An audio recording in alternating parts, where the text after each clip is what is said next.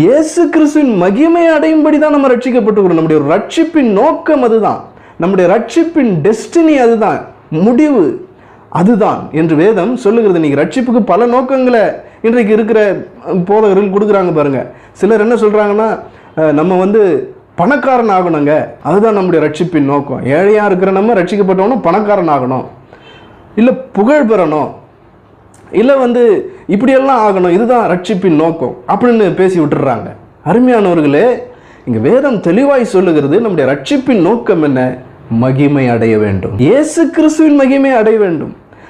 ஒரு சினிமாவுக்கு போறோம்னு வச்சுங்க, அங்க என்ன பண்றாங்க, அங்க அந்த ஹீரோவை ஒரு மகிமைப்படுத்தி காண்பிக்கிறார்கள், ஒரு குளோரிஃபை பண்ணி காமிக்கிறாங்க. சாதாரண ஒரு ஆளை எடுத்து அவரை அப்படியே ஒரு பெரிய ஹீரோவா காட்டுறாங்க. அந்த ஓப்பனிங் ஒரு சீன் தான். அந்த படம் முழுக்க அவர் எப்படிப்பட்டவரா இருக்க போறாரு, அவர் எத்தனை பேர் அடிக்க போறாரு, எப்படிப்பட்ட ஆட்களா இருக்க போறாரு, எப்படி எதிரிகள்ட்ட இருந்து காப்பாற்ற போறாரு, இது எல்லாமே அந்த ஓப்பனிங் சீன்ல தான் இருக்குது. அங்க அவரை குளோரிஃபை பண்றதுல தான் இருக்குது. இதுல பெரிய விஷயம் என்னன்னா, இவன் அதை பணம் கொடுத்து போய் பார்க்கறான். பணம் கொடுத்து ஃபர்ஸ்ட் டே ஃபர்ஸ்ட் ஷோல போயிட்டு அவன் உட்காந்து அதை பார்த்து அப்படியே கையை தட்டி விசில் அடிச்சு எல்லாம் வெளியே எனக்கு இப்படி இருந்துச்சு அப்படி இருந்துச்சுன்னு சொல்றான். சொல்லிட்டு பார்த்தாக்கா இவனுடைய வாழ்க்கையில் எந்த மகிமையும் இல்லை. இவன் வாழ்க்கையை திரும்பி பார்த்தா, இவனுடைய குடும்பத்தை திரும்பி பார்த்தா, இவனுக்குன்னு எந்த மகிமையும் இல்லை, எந்த மரியாதையும் இல்லை, இவனுடைய வாழ்க்கையில ஒண்ணுமே இல்லை.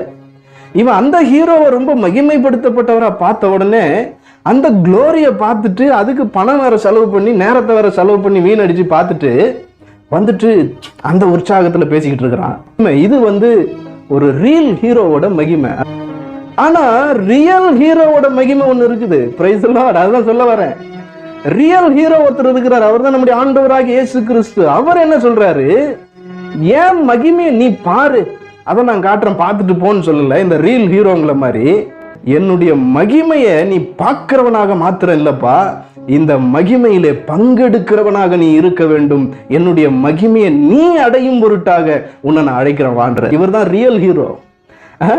ரியல் ஹீரோ அவர் குளோரிஃபையை காமிச்சிட்டு, அவர் மகிமையை காமிச்சு 4-5 ரீ ரெக்கார்டிங்லாம் போட்டுட்டு, குச்சி குச்சி கையை சூழ்ந்து போன 4 ஆர்ம்ஸை வச்சு 100 பேர் அடிச்சுட்டு அவர் என்ன பண்ணுவார், கோடி கோடியா சம்பாரிச்சுன்னு போயிடுவார்.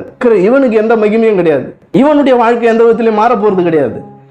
ஆனா இந்த ரியல் ஹீரோ என்ன பண்றாரு, பார்க்கிறவனா மாத்திரம் இல்லை என் மகிமைய, you are not a spectator, you are the participator of glory of God. Hallelujah. Amen.